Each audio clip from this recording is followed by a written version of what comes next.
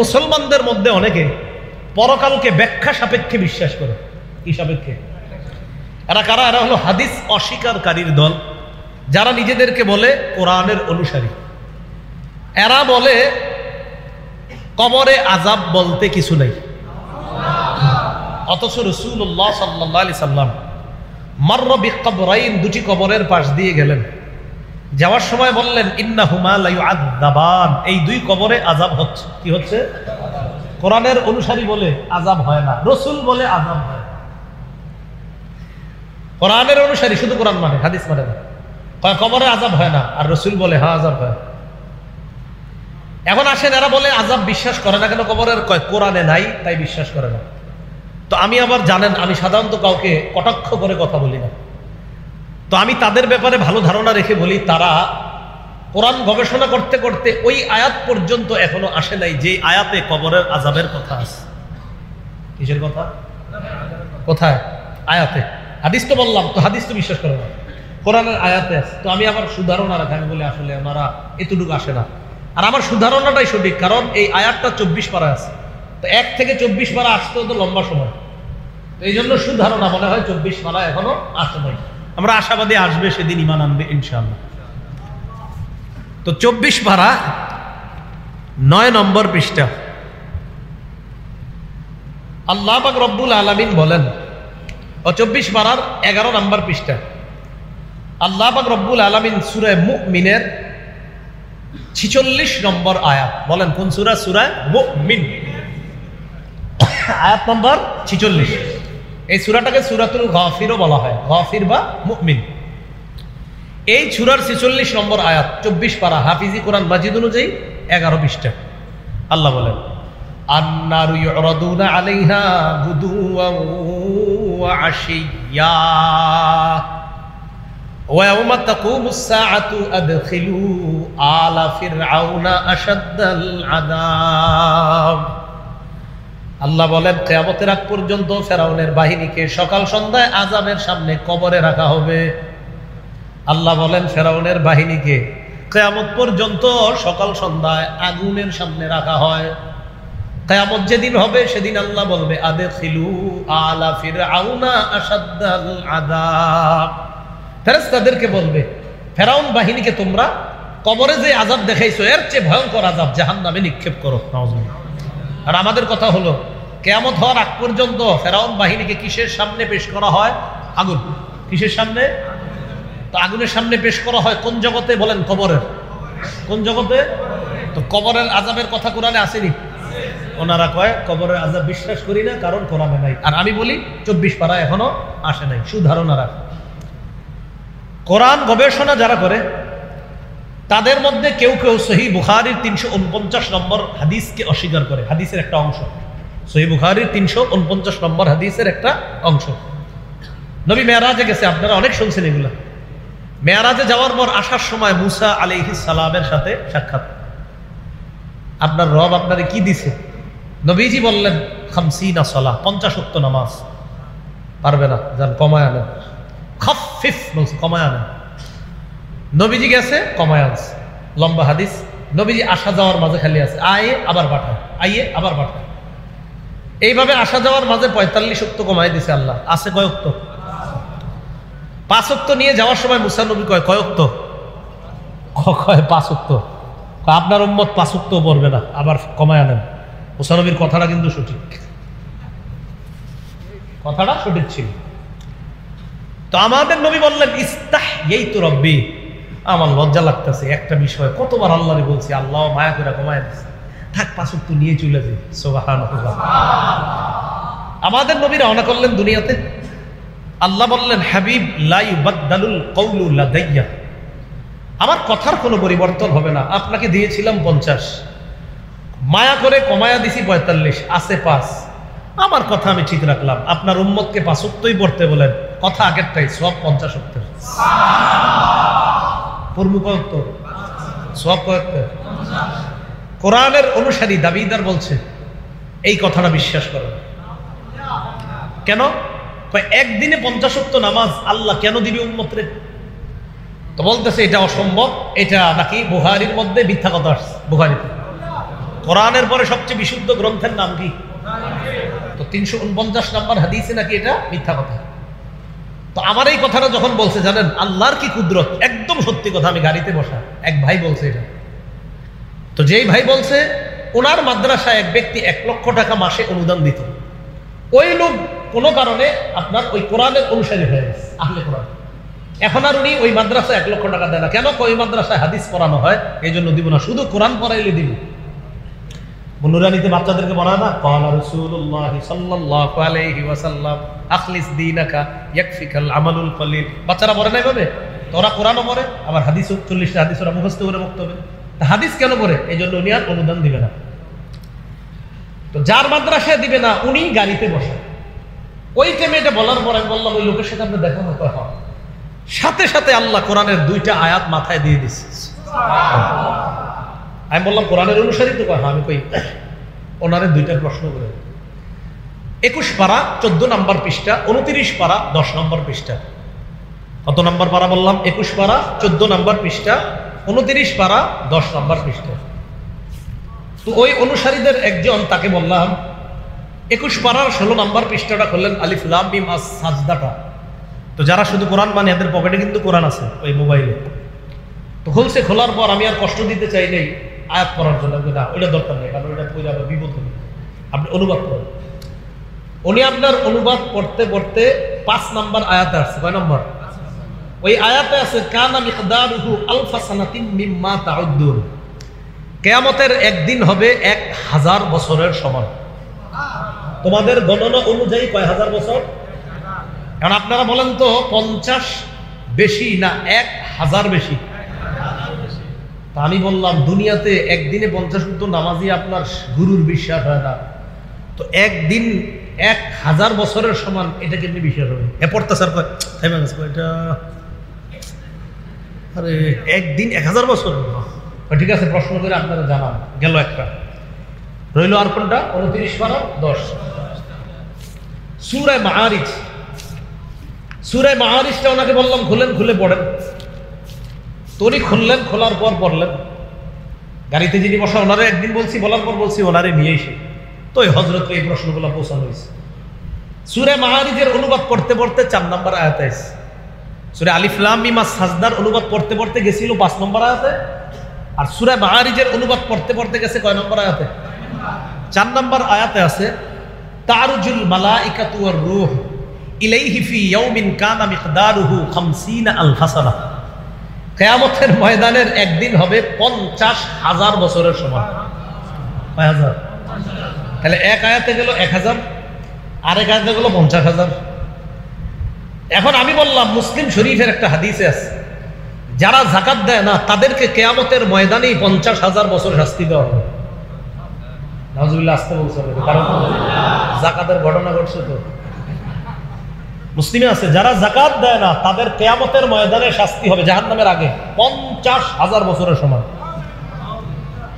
তা আমি বললাম যেহেতু হাদিস মানেন না, অতএব মুসলিমের হাদিস বলে লাভ নাই। আমার কোরআনের 2টি আয়াত বলে দিলাম। এখন ওই যে শিষ্য একদিন 50,000 বছর, হ্যাঁ আল্লাহ তো কোরআনে বলছে। তা আমি বললাম দেখেন, আমি ভালো ধারণা রাখি, সম্ভবত আপনার গুরু পড়তে পড়তে এখনো 21 পারায় আসে নাই, আর 29 পারায় আসে নাই। যখন আসবে হয়তো স্বীকার করে নিবে আখিরাত, না হয় এটাও অস্বীকার করে ফেলতে পারে। আল্লাহ হেফাজত করুন। এই হলো আপনার কোরআন অনুসারীদের হালাত। এই যে কোরআন থেকে বললাম, কিছুদিন পরে ওই লোক কি বলছে জানেননি? হুজুর আপনি তো বিজ্ঞান বুঝেন না। কোরআন হাদিস গেল, এখন রইল কি? আমি কইলাম বিজ্ঞান মানে? বিজ্ঞান যদি বুঝতেন তাহলে বুঝতেন 50,000 বছর কারে কয়। বিজ্ঞান বুঝলে বুঝতেন 1000 বছর কারে কয়। আমি আল্লাহ মাথায় আইনা দিছি আর একটা কথা। আমি বললাম ভাইজান বিজ্ঞান কি আখেরাতে না দুনিয়াতে? আপনারা বলেন বিজ্ঞানের এই কাজগুলো কি আখেরাতে না দুনিয়াতে? আমি বললাম বিজ্ঞানের কাজ তো দুনিয়াতে। বললো হ্যাঁ। আমি কই বিজ্ঞানের আলোকেই আপনি দুনিয়ার মধ্যে 50 ওয়াক্ত নামাজ একদিনে বিশ্বাস করতে পারলেন না, একদিনের পরিমাণ 50,000 বছর, এটা আপনি কেমনি বিশ্বাস করবেন? এই হলো আমার সর্বশেষ উত্তর দিল, আপনি বিজ্ঞান বুঝেন। আরো কিছু বলছে যে এই হুজুরগুলা যাকাত ফিতরা খায়, বিজ্ঞান বুঝেন। এটা হলো সর্বশেষ অস্ত্র। কথা কি বুঝছেন? কি খায়? যাকাত ফিতরা, এই জাতীয় কথা বলে। তো আমারে যে বলছে, আমি তো আমার জিন্দেগিতে যাকাত ফিতরা খাইতে, আমি তো আমারে কেন বলছে?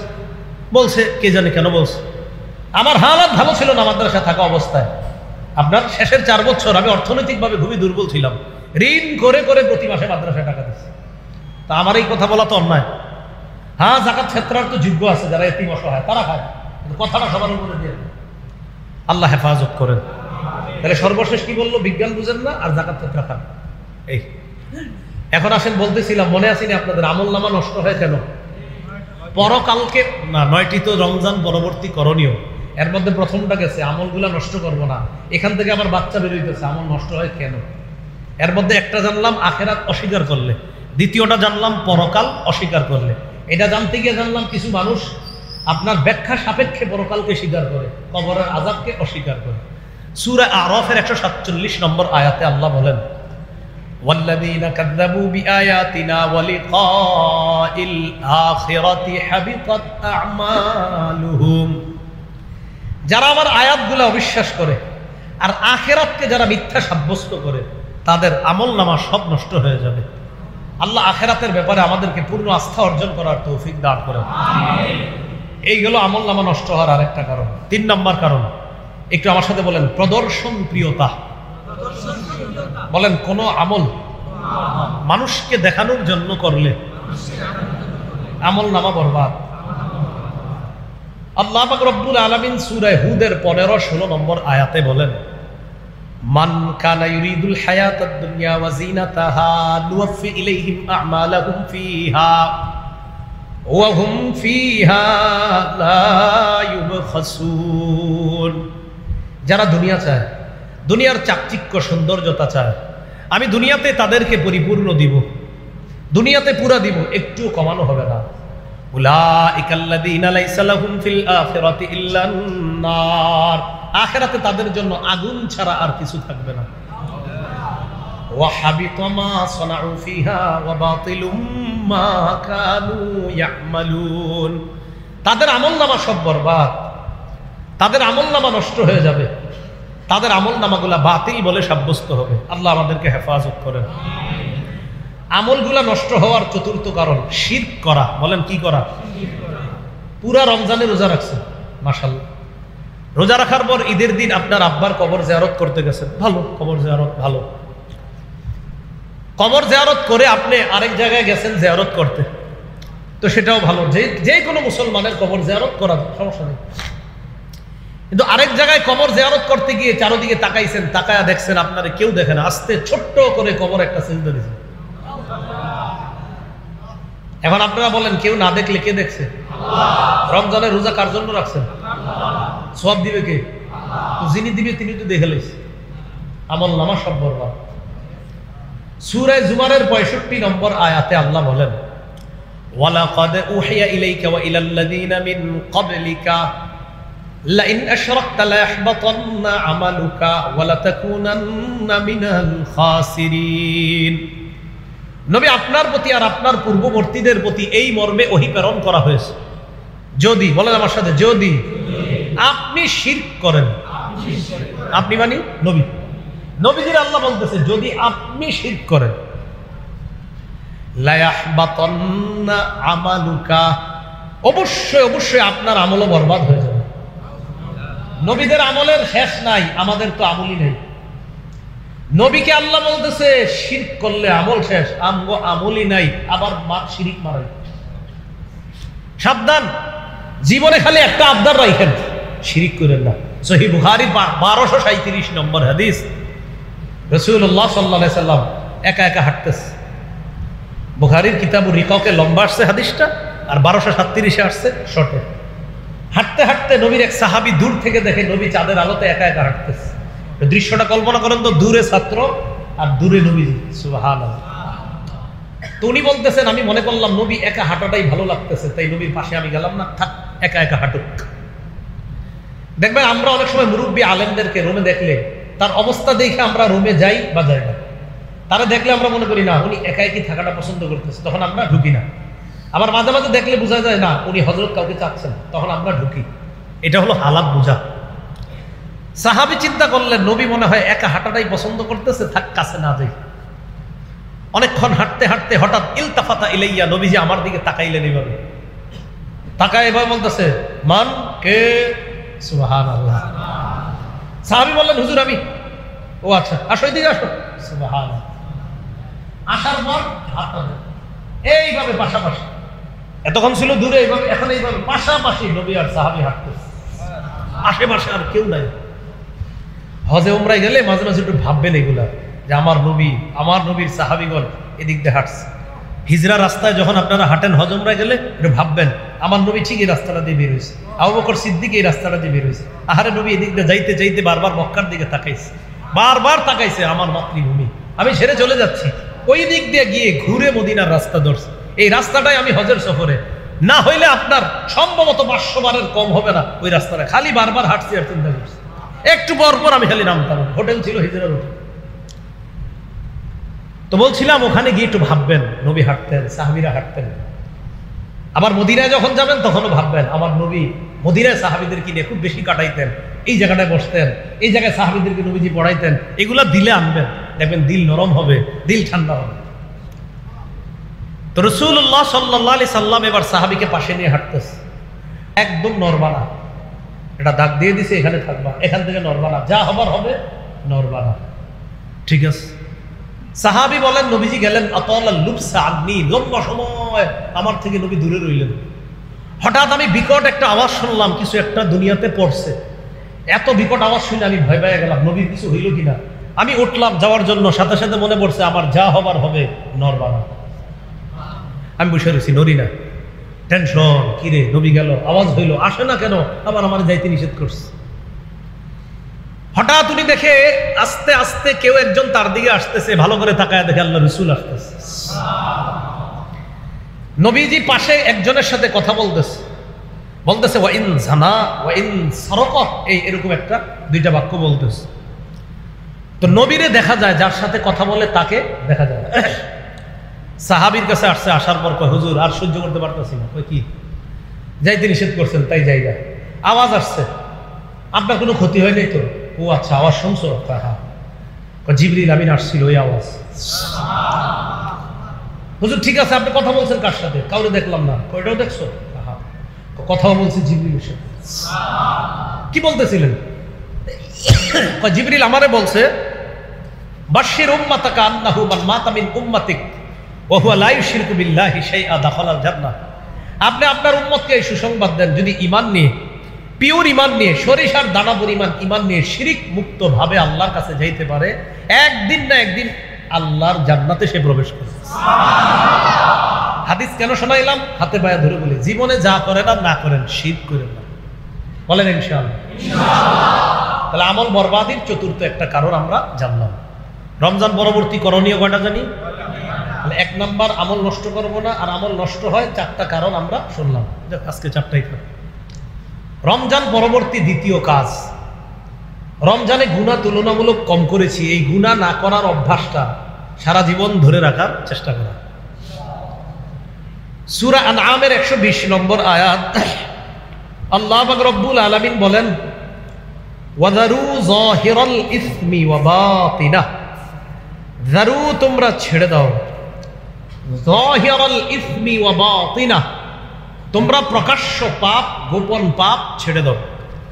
সূরা আনআমের 120 নম্বর আয়াতে আল্লাহ বললেন, প্রকাশ্য পাপ, গোপন পাপ ছেড়ে দাও। সূরা আনআমের 151 নম্বর আয়াতে আল্লাহ বলেন, ওয়ালা তাকরাবুল ফাওয়াহিশা মা যাহারা মিনহা ওয়া মা বাতান, প্রকাশ্য অশ্লীলতা, গোপন অশ্লীলতার কাছেও যেও না। সূরা আরাফের 33 নম্বর আয়াতে আল্লাহ বলেন, কুল ইন্নামা হাররামা রাব্বিয়াল ফাওয়াহিশা মা যাহারা মিনহা ওয়া মা বাতান, নবী আপনি বলেন, আমার রব আমার জন্য হারাম করে দিয়েছেন, আমার উপর হারাম করে দিয়েছেন সমস্ত অশ্লীলতা, এটা প্রকাশ্যে হোক গোপনে হোক। 3টা আয়াত এবার শুনেন। গুনাহ ছেড়ে দাও, 2 গুনার কাছেও যেও না, 3 নবী আপনি বলেন, আমার রব প্রকাশ্য গোপন অশ্লীলতা হারাম করেছেন। বলেন আমার সাথে, গুনাহ, অশ্লীলতা, নাপাকি, প্রকাশ্যে হোক গোপনে হোক, গুনাহের ধারে কাছেও যাব না ইনশাআল্লাহ। তিরমিজির বর্ণনা 2305 নম্বর হাদিস, এই হাদিসের বর্ণনাকারী সাহাবী আবু হুরায়রা রাদিয়াল্লাহু তাআলা, নবীজির বিখ্যাত সাহাবী। নামটা বলেন তো, কি নাম? এটাও শ্রদ্ধার সাথে বলবেন, কি নাম? গত বছরের 1 বছর আগের ঘটনা জানেন? আবু হুরায়রা রাদিয়াল্লাহু তাআলা আনহুরে একদল প্রশ্নবিদ্ধ করেছিল, আর আম্মাজান আয়েশা সিদ্দিকা রাদিয়াল্লাহু তাআলা আনহা। আমি প্রায় টানা 2 মাসের বেশি সময় ধরে বিভিন্ন মাহফিলে তাদের এই কথাগুলোর জবাব দিয়েছিলাম, আজ পর্যন্ত পাল্টা জবাব দেয়নি। কয়জনকে টার্গেট করছে? 2 জন। একজন আবু হুরায়রা পুরুষের মধ্যে, আর একজন আম্মাজান আয়েশা সিদ্দিকা। কেন আবু হুরায়রা রাদিয়াল্লাহু তাআলা আনহুরে টার্গেট বানানোর কারণ হলো ওনার থেকে 5000-এর বেশি হাদিস বর্ণনা হয়েছে। ওনারে যদি নিশানা বানানো যায়, নবীর হাদিসের উপরে হাত দেওয়া যাবে। তাই তার ব্যাপারে প্রশ্ন তুলল, তিনি নবীর সাথে ছিলেন মাত্র 3 বছরের কম বেশি, এত হাদিস উনি কেমনে বলল? এটার জবাব সাহাবাদের যুগেই আবু হুরায়রা দিয়ে দিছে। সুবহানাল্লাহ। আবু হুরায়রা রাদিয়াল্লাহু তাআলা আনহুকে সাহাবায়ে কেরাম প্রশ্ন করেছিলেন, আবু হুরায়রা, আচ্ছা তুমি এত হাদিস কিভাবে বলো? সাহাবীদের কেউ যাইতো ব্যবসায়, কেউ যাইতো ক্ষেত খামারে, কেউ বিভিন্ন কাজে পরিবারের কাছে যাইতো। আমার খানা আছে তো নবীর দরবারে, খানা নাই তাও নবীর দরবারেই পড়ে থাকতাম। প্রথম দিকে আবু হুরায়রা রাদিয়াল্লাহু তাআলা আনহুর স্মৃতি শক্তি বেশি ছিল না, এটা আঘাত করলো। যার স্মৃতি শক্তি নাই উনি এত হাদিস কেমনে বলে? কিন্তু হাদিস যে আরেকটা আছে এটা তো জানে না। আসলে ওনার স্মৃতি শক্তি একটু কম ছিল শুরুতে। এটার জবাবও বুখারীর 119 নম্বর হাদিসে আছে। উনি একদিন মসজিদে বসা, তো মসজিদে যখন বসা তখন নবীজি সাহাবী আবু হুরায়রা বললেন, সামিআতু মিনকা হাদিসান কাসীরান ফানসা। হুজুর, আমি আপনার অনেক হাদিস শুনি কিন্তু খালি ভুলে যাই। নবীজি বললেন, উবসুত রিদাআক, তুমি তোমার চাদরটা বিছায়া দাও, তুমি তোমার চাদর বিছায়া দাও। তাই তো শীতকাল নাই জন্য রুমাল টুমাল বইরা আসি নাই, রুমাল দিয়ে দেখাইতাম, এটাই মনে করেন চাদর। নবীজি বলেন, তুমি তোমার চাদর বিছাও। ফাবাসাত্তু, আবু হুরায়রা বলেন, আমি আমার চাদর বিছাইলাম। চাদরের দিকে তাকান সবাই, মনে করেন চাদর। ফাগরাফা বিয়াদাই, নবী এইভাবে 2 হাতে কি যেন চাদরে ঢাললেন। কি ঢাললেন কে জানে? কিছু দেখা যাইতেছে না, আসলে তো কিছু আছে, সেটা আমরা জানি না, আল্লাহ জানে, নবী জানে এখানে কি ঢালছে। স্বপ্নেও যদি ঢাইলা দেয় নবীজি এসে এইভাবে হয়ে গেছে কাম। এবার বললেন, এইভাবে চাদরটা বটো, পেঁচাও। চাদর বটছে, পেঁচাইছে। পেঁচানোর পর বললেন, তুমি তোমার সাথে এবার চাদরটা মিলাও। আবু হুরায়রা বলেন, ফাযামামতুহু, বুখারীতে ছোট্ট করে লেখা আছে, ইলা সাদরি বাইনা সাতরাইনে, আমি চাদরটা আমার বুকের সাথে এইভাবে মিলাইলাম। ফামা নাসিতু শাইআন বা'দা, চাদর মিলানোর আগে আমি ভুলে যাইতাম অনেক কিছু, চাদর বুকের সাথে মিলানোর পর যা শুনি আমার জীবনে আর ভুলি না। প্রশ্ন করে কয়ের স্মৃতি শক্তি কম, মানে মনে করে জবাব নাই। তো এই বিষয়ে দেখবেন আমার লম্বা আলোচনা আছে, শুধু কোরআন মানবো না শুধু হাদিস মানবো, না কোরআন হাদিস দুইটা মানবো, লম্বা আলোচনা আছে। ওই যারা হাদিসের উপরে অ্যাটাক করছিল এখন থেমে গেছে। তো আবু হুরায়রা রাদিয়াল্লাহু তাআলা আনহুর বর্ণনা, তিনি বলেন, قال رسول الله صلى الله عليه وسلم من يأخذ عني هؤلاء الكلمات فيعمل بهن أو يعلم من يعمل بهن, কে আছে আমার এই কথাগুলো গ্রহণ করবে, নিজে আমল করবে, অন্যকে শিখিয়ে দিবে। فقال أبو هريرة رضي الله تعالى عنه أنا يا رسول الله, আবু হুরায়রা বললেন, হুজুর আমি আপনার কথাগুলা শুনবো, শোনার পর নিজে আমল করব, অন্যকে শোনায়া দিব। ফাআখাযা বিয়াদি, নবী আমার হাত ধরলেন, ধরার পর আদ্দা খামসা, গুনে গুনে 5টা জিনিস শিখাইলেন। কয়টা? 1 নাম্বার, ইত্তাকিল মাহারিমা তাকুন আবাদান নাস, হারাম কথা, কর্ম, কাজ, নিষিদ্ধ কাজ ছেড়ে দাও, তুমি পৃথিবীর শ্রেষ্ঠ আবেদ হয়ে যাবা। দেখেন আপনাদের এই বারেশ্বর এখানে যারা আছেন, আপনাদের এই এলাকার এক ব্যক্তি হারাম খায় না, হারাম শোনে না, হারাম বলে না, হারাম পোশাক পরে না, হারাম খাদ্য খায় না, হারাম কথা শোনে না, হারাম মজলিসের পাশ দিয়েও যায় না, গান বাদ্যের মজলিসে যায় না। বারেশ্বরের মানুষ তারা অতটা গণায়ও ধরে না, আবার তার সে যে দুনিয়ার কোনো জনপ্রিয় কেউ এমনও না, কিন্তু এই লোকটা হারাম খায় না, হারাম পরে না, হারাম শোনে না, হারাম কথা বলে না, হারাম থেকে বেঁচে থাকে। এরে আপনাদের এলাকার মানুষ চিনুক বা না চিনুক, আল্লাহর খাতায় শ্রেষ্ঠ ওলি হিসাবে তার নাম। হারাম ছাড়া, হারাম ছাড়তে 1 নাম্বার। 2 নাম্বার, ওয়ারদা বিমা কাসামাল্লাহু লাকা তাকুন আগনান নাস, আল্লাহ তোমার জন্য যা বন্টন করে দিয়েছেন এতে খুশি থাকো। তুমি হবা মানুষের মাঝে সবচেয়ে স্বনির্ভর বান্দা, মনের দিক থেকে সবচেয়ে ধনী মানুষ হয়ে যাবা। ভাই আজকে লাভ হয়েছে আলহামদুলিল্লাহ। আজকে কত? 30 টাকা আলহামদুলিল্লাহ। আজকে কত? 3000 আলহামদুলিল্লাহ। ভাই আজকে কত? 30,000 আলহামদুলিল্লাহ। আজকে সমান সমান আলহামদুলিল্লাহ। আজকে হুজুর একটু লস আছে আজকে আলহামদুলিল্লাহ। এই মেয়ে আপনি আলহামদুলিল্লাহ লসেও বলেন লাভেও বলেন, ঘটনা কি? রব যা ফয়সালা করেছে এটা মেনে নিয়েছি, তাই আমি লসেও আলহামদুলিল্লাহ, 5 টাকা লাভেও, 5,000 50,000 লাভেও বলি আলহামদুলিল্লাহ। নবীজি বলেন তুমি পৃথিবীর সবচেয়ে ধনী মানুষ, কারণ তোমার কোনো অভিযোগ নাই। 3 নাম্বার, ওয়া আহসিন ইলা জারিকা তাকুন মুমিনা। প্রতিবেশীর সাথে উত্তম আচরণ করো, খাঁটি ইমানদার হয়ে যাবে। প্রতিবেশী রাখেন। এই বছর ঈদে আপন ভাই ভাইয়ের খবর নিছেননি পাশাপাশি? এরা ভাইয়েরা এখন আলাদা, মনে করেন 5 ভাই, বড় সংসার আলাদা হয়ে গেছে, পাশাপাশি ঘর। তো প্রতিবেশী তো পরে আপন ভাইয়ের খোঁজ নিছেননি? গরুর গোস্ত বাড়াইছেন রান্না করে? হ্যাঁ, অফিসের কলিগদেরকে দাওয়াত দিয়ে খাওয়াইছেন, আপন ভাইয়ের ঘরে পাঠাইছেন সবাই? ভাই ভাইয়ে অভিমানে ভাতিজা চাচারে সালাম দেয় না। ভাতিজা চাচা, আমার ভাইয়ের সাথে আমার অভিমান হইতে পারে, আবার ঠিক হয়ে যাবে। ভাতিজা আমারে সালাম দেয় না, জ্যাঠারে সালাম দেয় না। আরে কেন? আমার বাবা আর আমার চাচার মধ্যে তারা ভাই, ঝগড়া মান অভিমান হইতে পারে, আবার ঠিক হবে। তুমি ভাতিজা সালাম দাও না? ভাতিজা সালাম দেয়, আপন ভাই দুইজন খোঁজ নেয় না। 10 বছর ভাই ভাইরে সালাম দেয় না। আমি কি ঘোড়ার ডিমের বলতেছি? প্রতিবেশীর হক, ভাইয়েরই তো হক আদায় করে। আপন ভাই অফিসের বন্ধুদেরকে দাওয়াত দিয়ে খাওয়াইতেছে ভাইয়েরা। রাসূল বলেন আহসিন ইলা জারিক তাকুন মুমিনা। প্রতিবেশীর সাথে উত্তম আচরণ করো, খাঁটি মুমিন হবা। তো বলছিলাম আপনার সেরা একজন প্রতিবেশী ছিল আপনার ভাই, আপন ভাই। এখন আলাদা থাকেন, পাশাপাশি ঘর। একদিন কি একটু গোস্ত পাঠাইতে আপনার মন চাইলো না? 4 নাম্বার, ওয়া আহিব্বা লিন্নাস মা তুহিব্বু লিনাফসিকা। আচ্ছা, ওয়াদা করেন আমাদের বাপ চাচাদের মাঝে কখনো তর্ক হইলে ভাতিজা যারা আছি আমরা তাদের সাথে রাগ করবো না। বলেন ইনশাআল্লাহ। তাদের মাঝে তর্ক চলুক, আমি আমার চাচাকে সালাম দিব, আমি আমার জ্যাঠাকে সালাম দিব, আমি আমার চাচাকে চা খাওয়াবো, আমি আমার চাচাকে খানা খাওয়াবো। বলেন ইনশাআল্লাহ।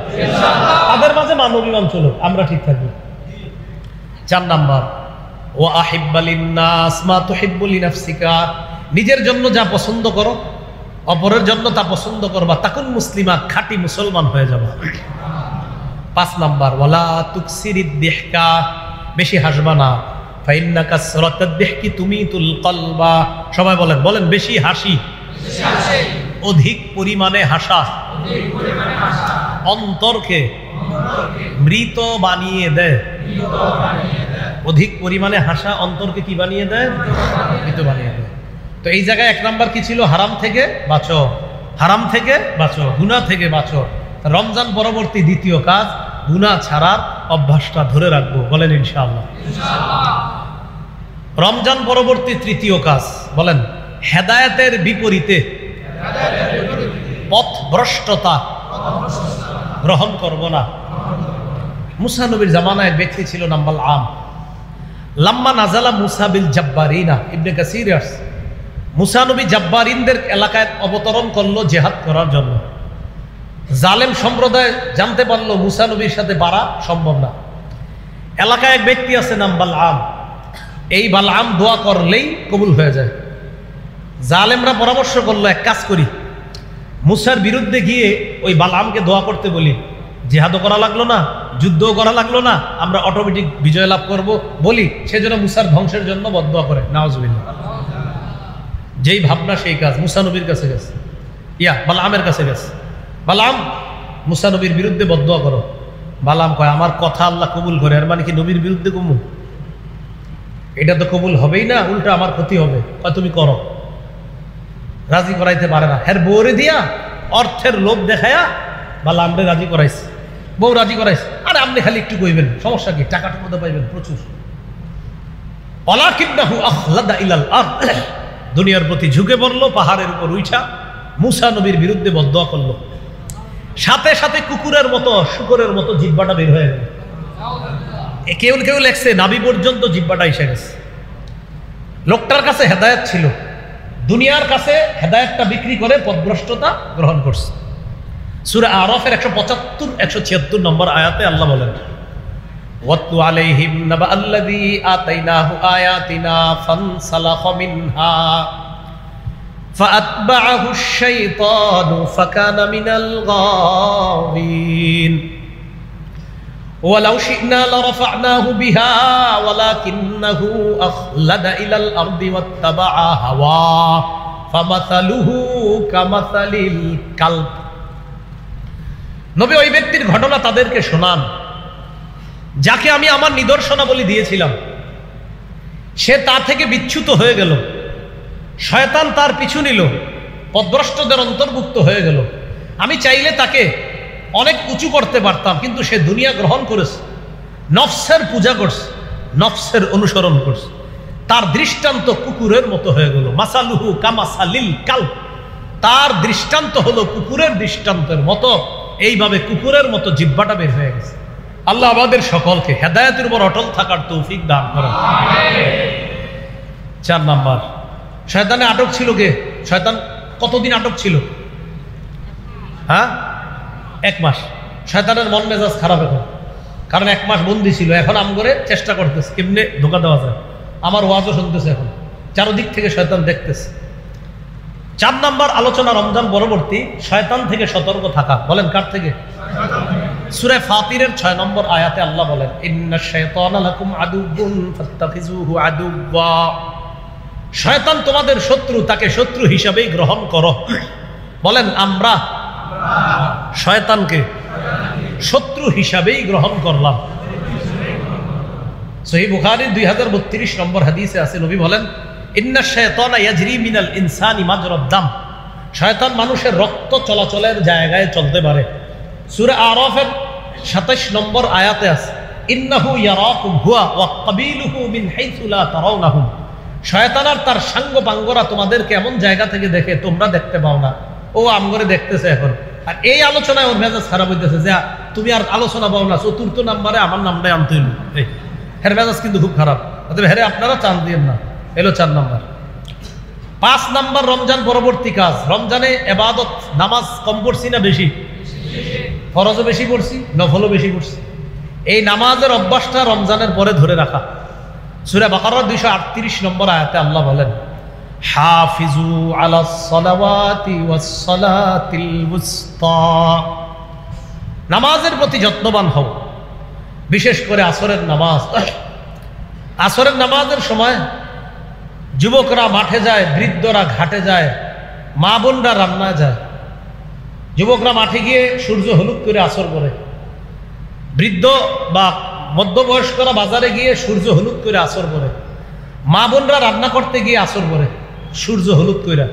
আবু দাউদের 413 নম্বর হাদিস, তিলকা সালাতুল মুনাফিকিন, তিলকা সালাতুল মুনাফিকিন, তিলকা সালাতুল মুনাফিকিন। যারা সূর্য হলুদ হওয়ার পর ইচ্ছা করে সূর্যটা হলুদ বানায় আসর করে, এটা মুনাফিকের নামাজ, এটা মুনাফিকের নামাজ, এটা মুনাফিকের নামাজ। মা বোনদেরকে বলবেন নামাজের কারণে এই কথা কখনো বলবা না যে আজকে রান্না করতে গিয়ে নামাজটা একটু দেরি হয়ে গেছে। বরং আমার এরা বলবা আসরের নামাজ যথা সময় পড়তে গিয়ে রান্না 10 মিনিট দেরি হয়েছে। এটা বলবা না রান্না করতে গিয়ে আসরের নামাজ দেরি হয়েছে।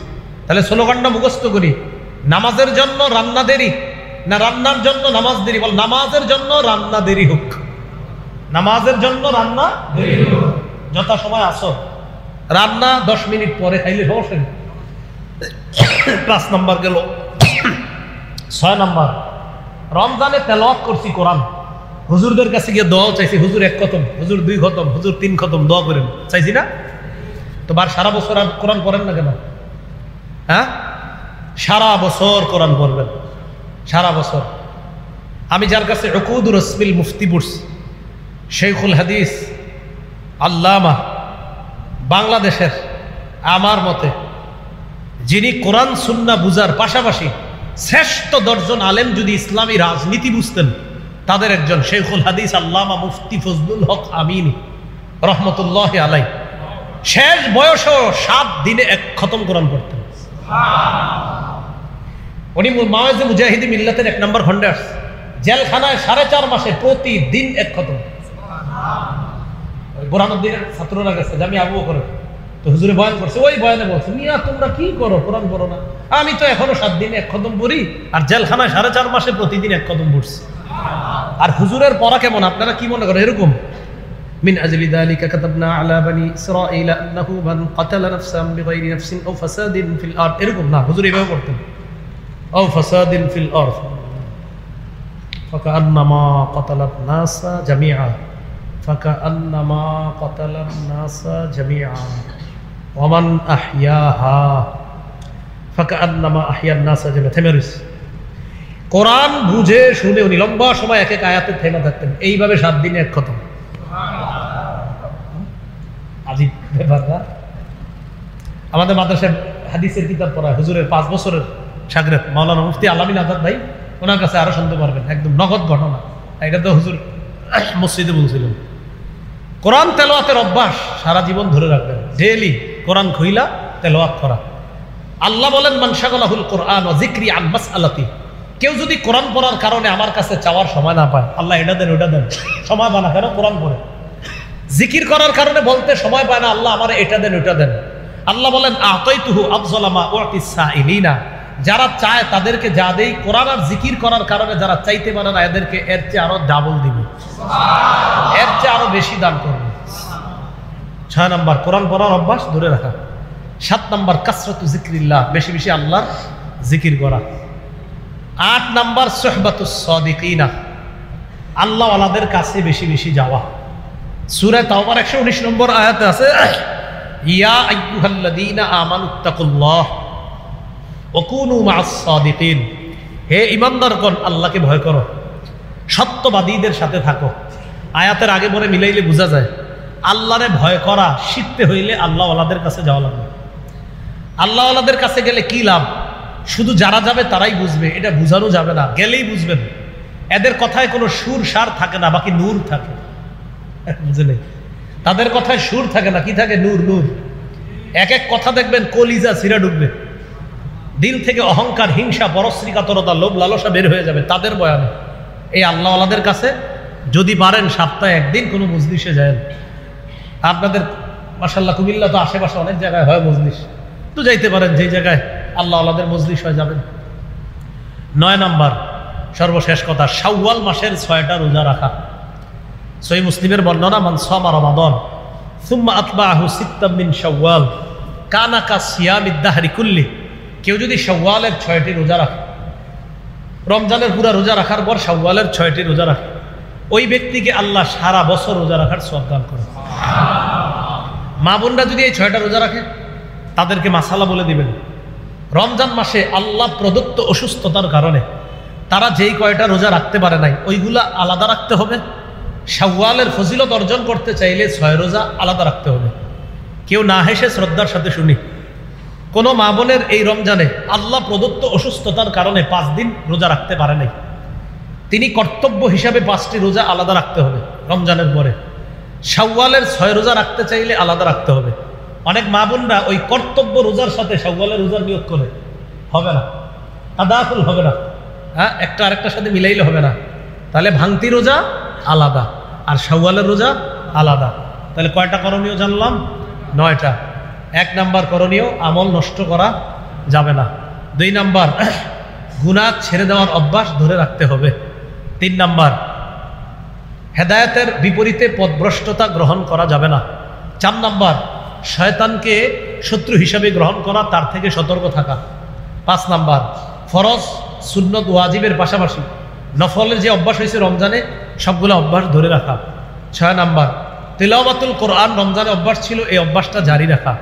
7 নাম্বার, জিকির আজগার অন্য মাসের চেয়ে রমজানে বেশি করেছে, সুবহানাল্লাহি সুবহানাল্লাহি ওয়া বিহামদিহি সুবহানাল্লাহিল আযীম সহ আরো অনেক জিকির, আমরা আস্তাগফিরুল্লাহ, লা ইলাহা ইল্লাল্লাহ, সুবহানাল্লাহ, আলহামদুলিল্লাহ, এগুলো পড়েছি আমরা। সুবহানা রব্বিয়াল আযীম অন্য মাসের চেয়ে রমজানে বেশি পড়ছে। সুবহানা রব্বিয়াল আ'লা অন্য মাসের চেয়ে রমজানে বেশি পড়ছে। সেজদা অন্য মাসের চেয়ে রমজানে বেশি দিচ্ছে। রুকু অন্য মাসের চেয়ে রমজানে বেশি দিচ্ছে। তো জিকির মানি নামাজ, জিকির মানিও তেলাওয়াত, আবার জিকির মানি সুবহানাল্লাহ, আলহামদুলিল্লাহ পড়া। এগুলো ধরে রাখার চেষ্টা করা। 8 নাম্বার আল্লাহওয়ালাদের কাছে যাওয়া। 9 নাম্বার শাওয়াল মাসের 6টি রোজা রাখা। সুবহানাল্লাহি ওয়া বিহামদিহি সুবহানাকাল্লাহুম্মা ওয়া বিহামদিকা আশহাদু আল্লা ইলাহা ইল্লা আনতা আস্তাগফিরুকা ওয়া আতুবু ইলাইক।